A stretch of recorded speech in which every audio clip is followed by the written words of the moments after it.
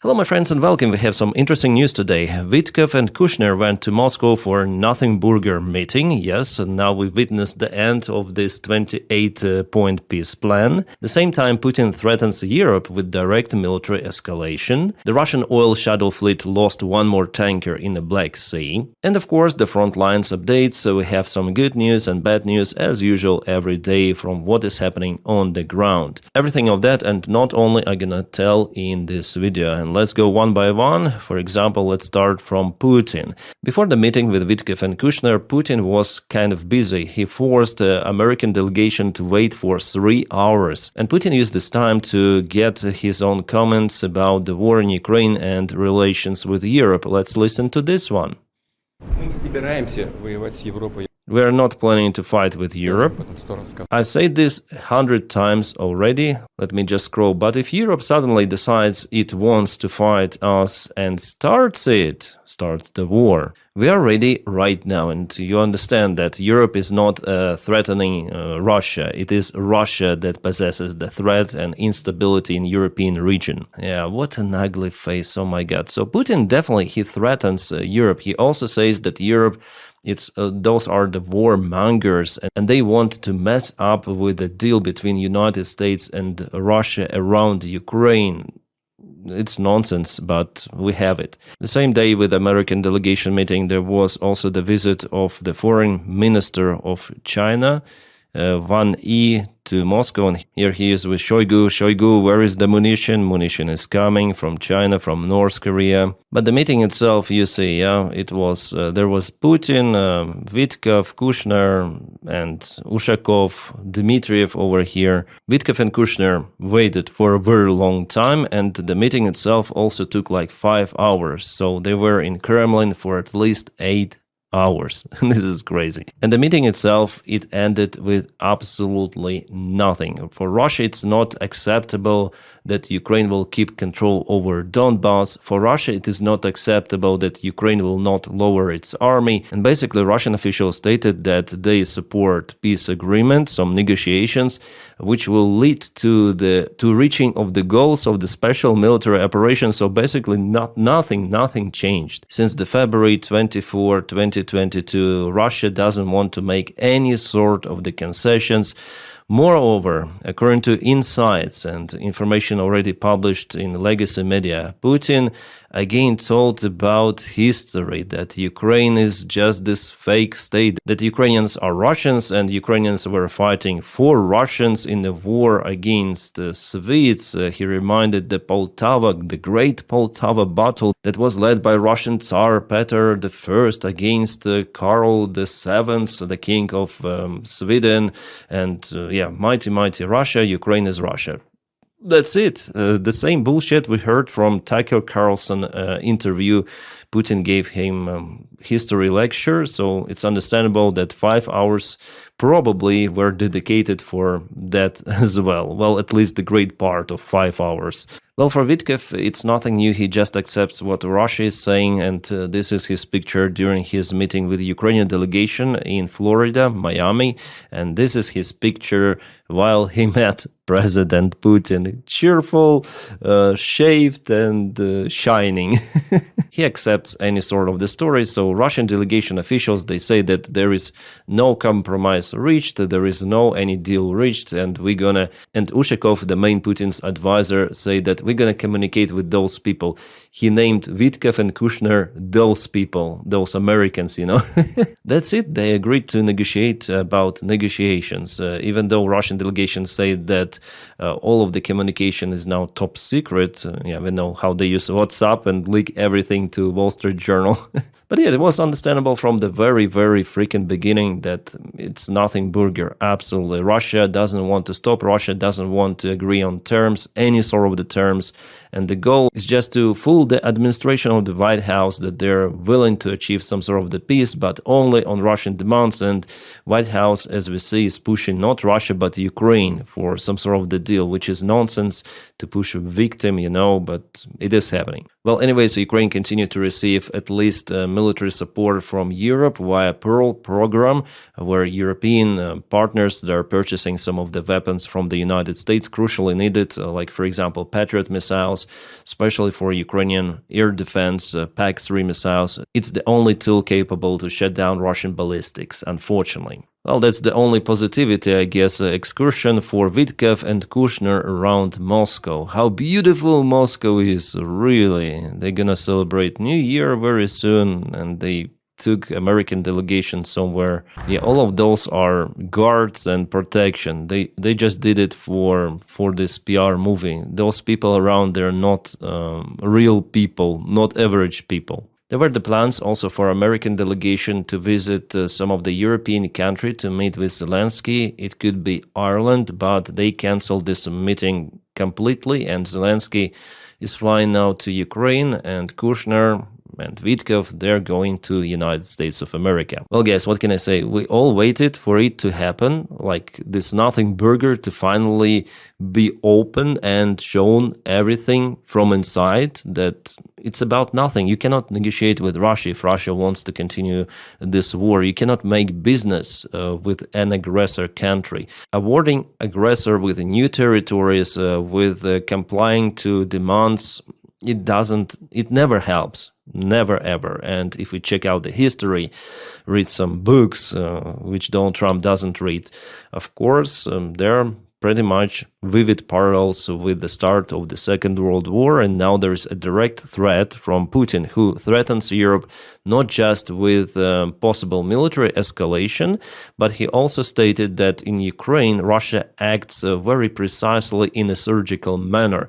But for Europe, we're going to use our mighty force, and there will be no one to negotiate with. Here is the hint for using a big red button, so nuclear weaponry. At the same time, Marco Rubio also turns delusional. He says that the war is now ongoing for 30 kilometers of the land. No, the war is ongoing for Russia to be empire or not, to restore Soviet Union or not, to get its influence out there to Europe, even to Eastern Europe, to all of those countries of the Soviet bloc or not.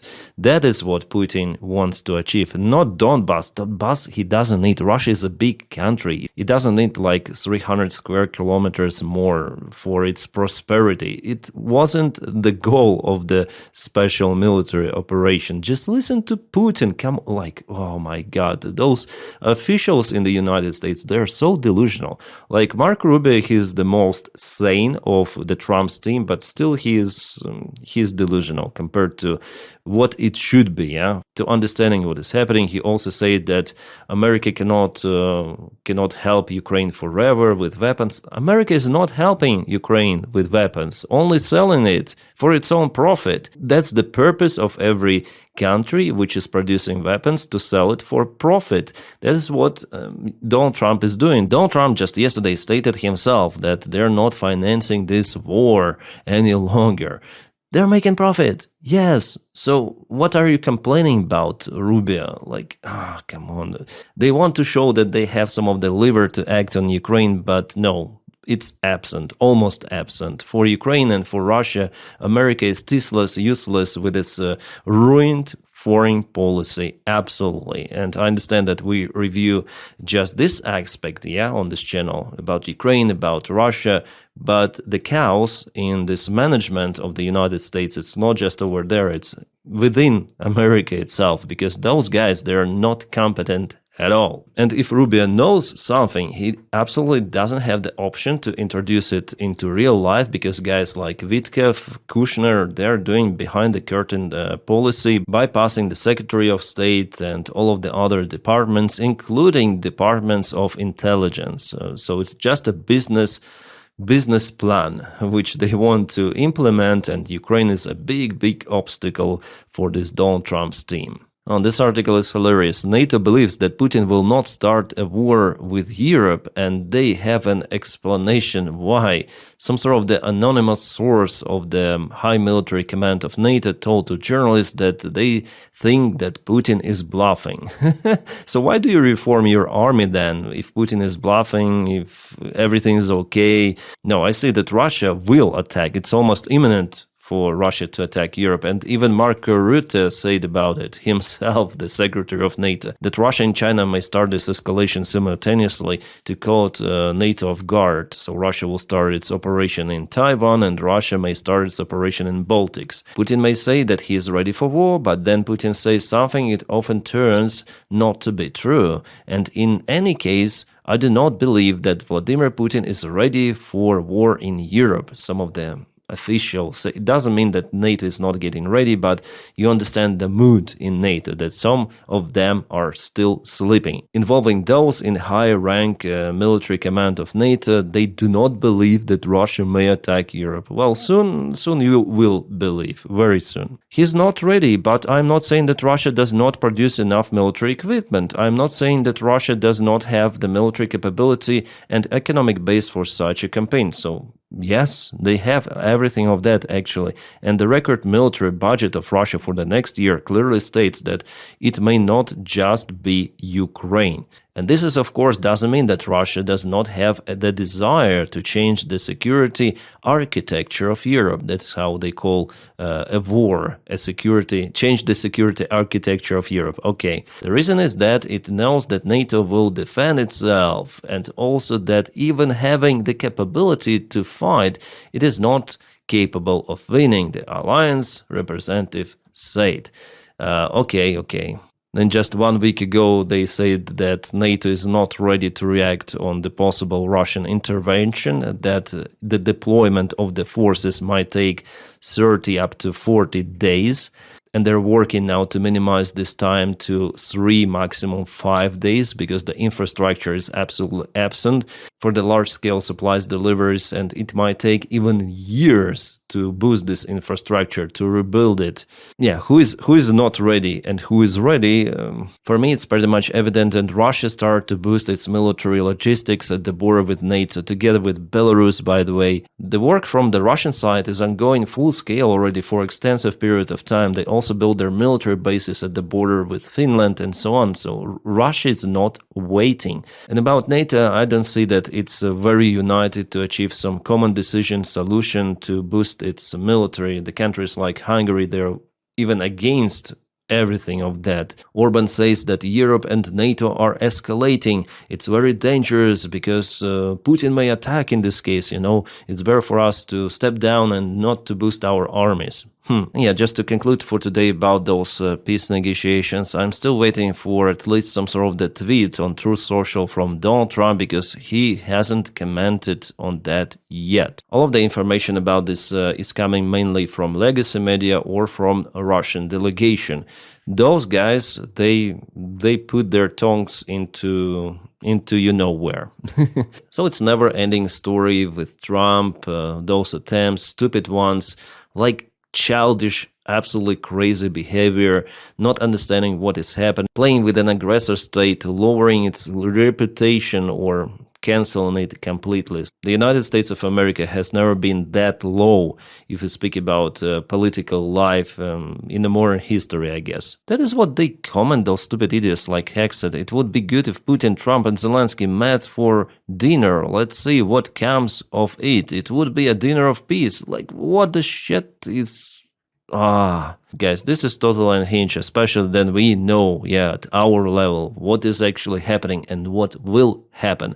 But they do not understand what is happening. Those people who live in their personal bubble out there ruling the United States of America. Well, yeah, it's very pity to witness all of that decline. And before we continue with the frontline updates, my friends, you may support my job because it is only possible because of your support. You may check out my Patreon in the video description right below or press the join button for membership. Thank you so much for it. Yeah, obviously if you have this opportunity. If not, that's okay. Also, please press your like to this video and subscribe to the channel. This is very important to propel the video in YouTube algorithms, especially when you watch this video. Just subscribe, like, and this video will be shown for many more other people. That's the goal of every YouTuber, to be more viewed. That's what I want to achieve with my channel. Thank you guys for it. Let's continue. And now let's go to the awesome news coming from the front lines. Our warriors from the 1st Azov Corps went on a counteroffensive operation in Liman direction, and they got control over several of the settlements. This village is called Novoselivka. There was a direct fight with Russians, and some of them were imprisoned by Ukrainian soldiers. Awesome. For example, this guy decided to surrender. And also this Russian guy was taken as a prisoner of war. Later on will be exchanged. Nice. Just want to show you where it happened. So actually 2 of the villages, one Stavki, there was the Ukrainian counteroffensive, and also one more village, Novoselivka, exactly the one I showed you. I would say absolutely great news, especially for Liman, because supplies mainly were cut by Russians, and keeping Novoselivka under control, it's very, very important because there are multiple of the roads going to Liman. The main bridges over here, they do not exist to supply Liman as before, so for Ukraine it's kind of difficult task to defend Liman. As well as this entire pocket, nevertheless, I am quite shocked that Ukraine is successful in counterattack in this exact direction. I expect just Russia to have constant advantage here, but sometimes miracles, they happen.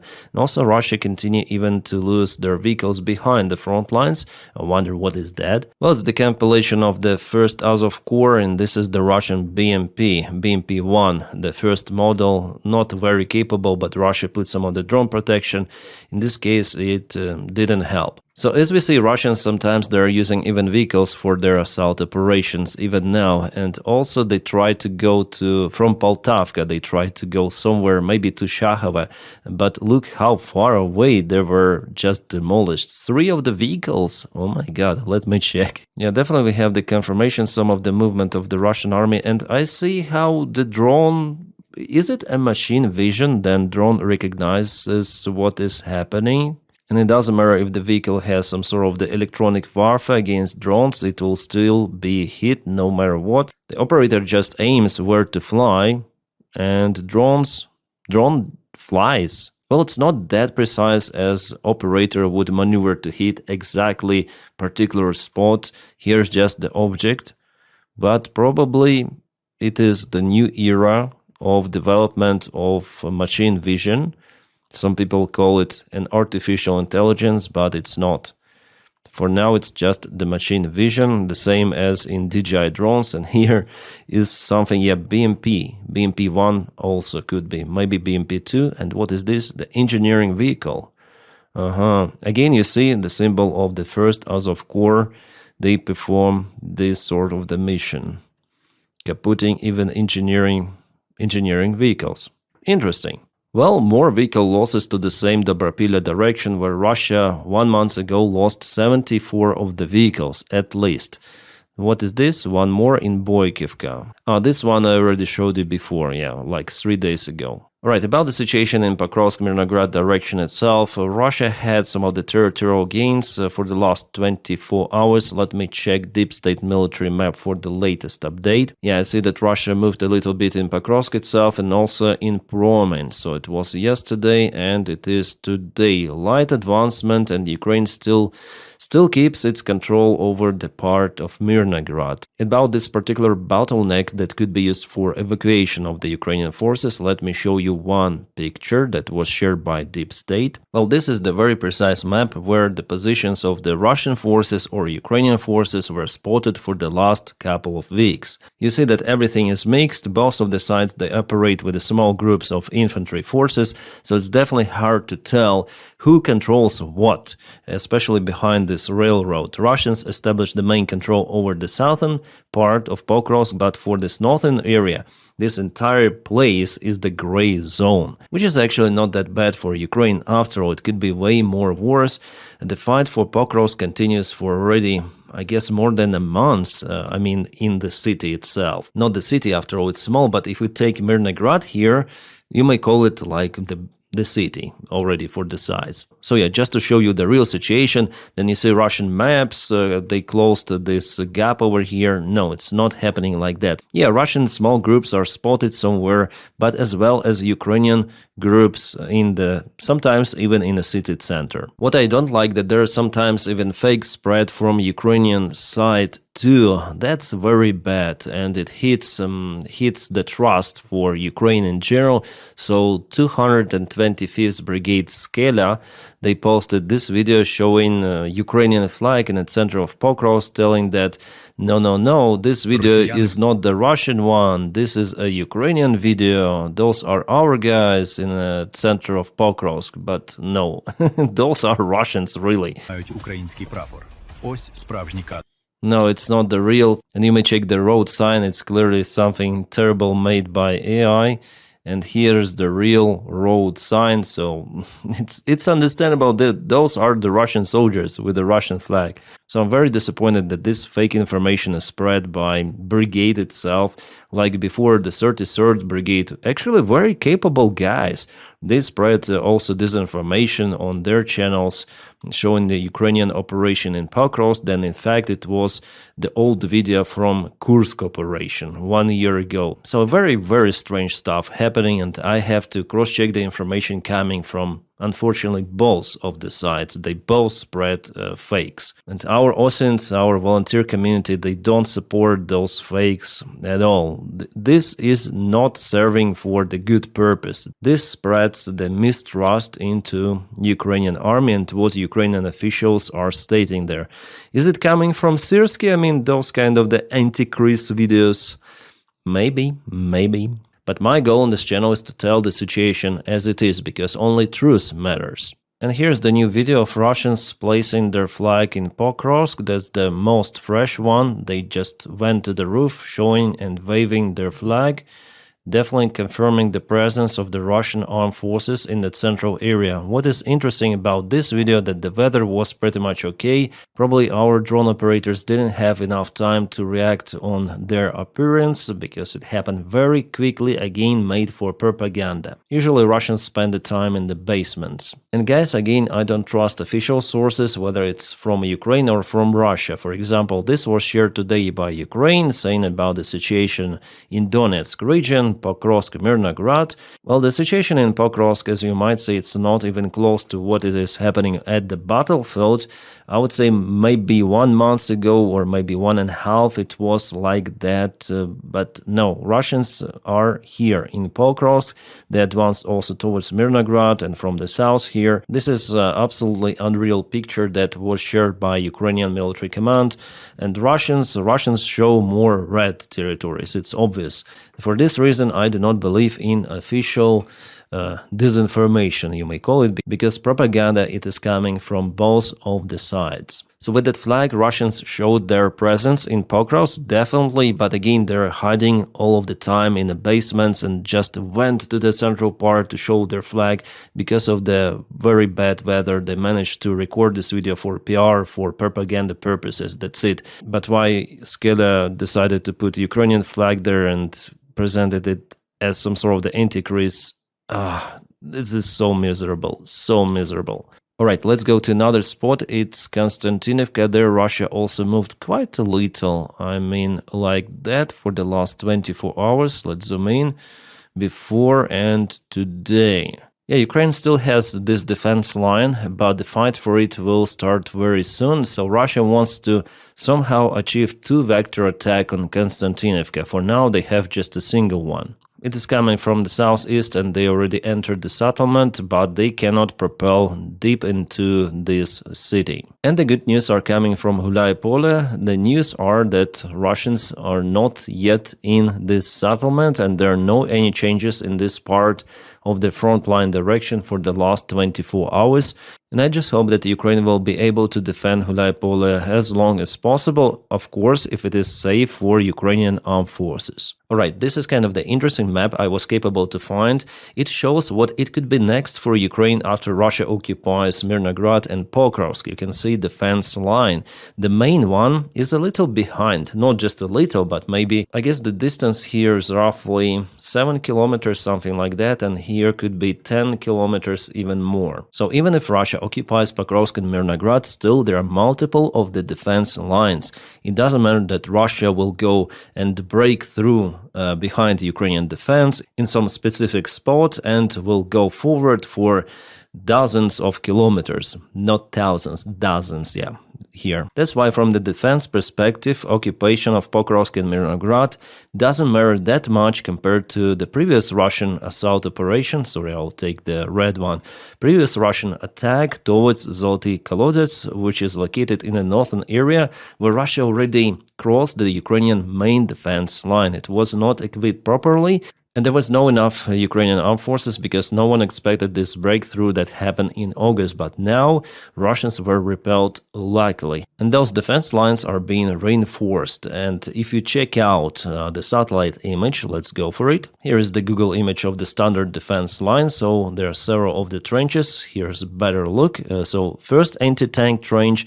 Then there are some of the Dragon T's, the second anti-tank trench, and the third one occasionally. And after it, there is barbed wire or razor wire, it's also called. Yagoza, it is also the name of that wire that is used to protect the area against the Russian infantry. But sometimes there are gaps in those defense lines, simply roads, and Ukraine keeps them open for purpose because in case of the Russian attacks, they will choose specific directions which are open, and Ukraine may concentrate drone strikes to eliminate Russian forces. And let me show you one of those roads which Ukraine keeps open in different direction. As you might see, Russians try to use bad weather conditions, but oh my god. What happens there? Okay, those are the Russian motorcyclists. Well, it seems like the bad weather conditions and slippery roads played not a good game for them, yeah? I'm actually surprised that Ukrainian drone operators were capable to fly in those bad weather conditions and spot the enemy on the way. And you may understand what happened to those motorcycles. At first they stopped because they crashed, and later on they were crushed finally, yeah. The life expectancy for average Russian biker is just a few days. One more mishap happened to the Russian biker over here. His motorcycle just stuck because of lots of the fiber optic cables out there on the front lines. He fell down, he tried to pick up his motorcycle, but after all, everything is stuck here, maybe in a chain and in a wheel. Yeah, probably gonna move my image over here. That's the China-made motorcycle. So he stuck there for pretty much enough time for Ukrainian drone operators to react. Yeah, probably you might also understand what happened next. -1. And this is the very interesting video filmed by Russian drone operators. They show how Ukraine land the drones, lots of the drones on some of the roof closer to the Russian positions. Those drones are so-called holders. The idea for them is to check out the enemy and fly at once from the shorter distance to hit the target very precisely. Ukraine uses these tactics as well as Russians, but I have never seen so many drones at the same place. Holders might be stationary for extensive period of time, the battery is almost not depleting in this case. Also, enemy is unable to hear the drone flying till the very last moment. Alright, we have some of the drone videos. This is S-300V radar that was hit by Ukrainian drone unit from the military intelligence. We have one more probably. Yeah, again, this is radar RLS 1L125. Nyobi SV. I wonder what is this. Well, the antenna here is very big, so for sure it was hit. And one more like that, maybe the same one.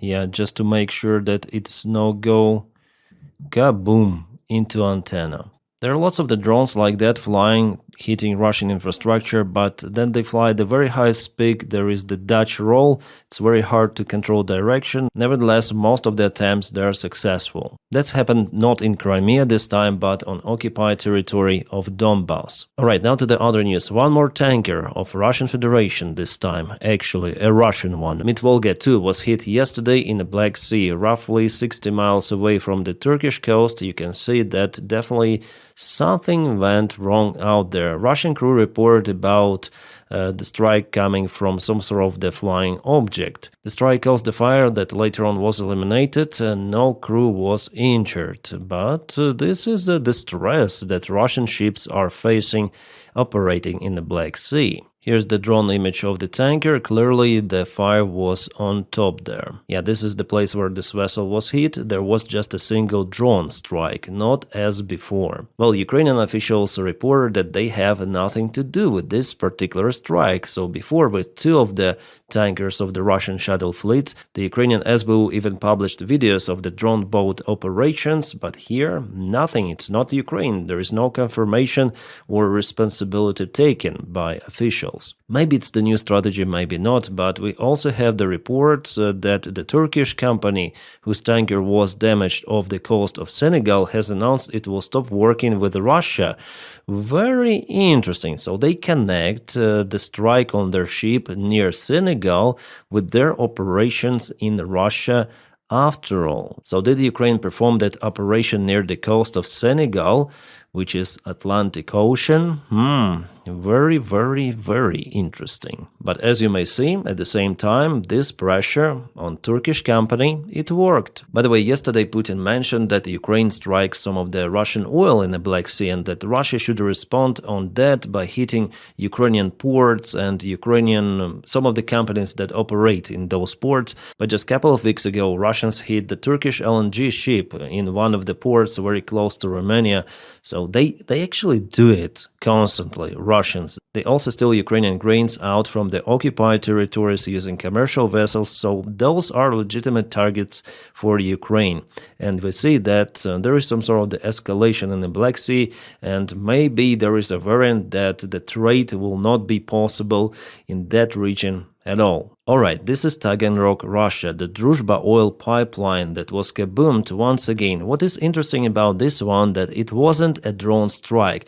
Someone filmed this video from kind of the close perspective and was waiting for the pipeline to blast in the night skies. So it tells that it could be even a sabotage mission. Some of the device could be planted there, because this is kind of unusual video. Yeah, usually we see different picture from very far distance, filmed by locals who live in some of the cities, villages, but here it was done definitely for purpose. It gives the vibes of sabotage operations on some of the Russian airfields. I expect Orban and Fico to scream again because they love the Druzhba pipeline. An interesting case happened in Ukraine. SBU intelligence arrested a British soldier who was fighting for Ukrainian army. His name is Ross David Catmore. According to the information published, this individual was working for Russian intelligence. He had the military experience serving in Middle East for the British army. He helped to smuggle light weapons from Ukrainian army, which later on were used in assassinations against Ukrainian officials. Those big cases, for example, as Andriy Parubiy, who was the ex-spokesman of Ukrainian parliament and was flatlined in Lviv. Well, guys, again, I'm calling you to support my job on Patreon and also on membership. The link for my Patreon is in the video description right below, and the join button is here to join membership of this channel. Because of your support, I'm capable to film those videos every freaking day. Yeah, thank you so much for employing me for this job. If you don't have this opportunity, it's okay, just press like to this video and subscribe for the channel to propel this video in YouTube algorithms. Thank you so much for doing it as well. I wish you all a peaceful sky wherever you are, and have a great time.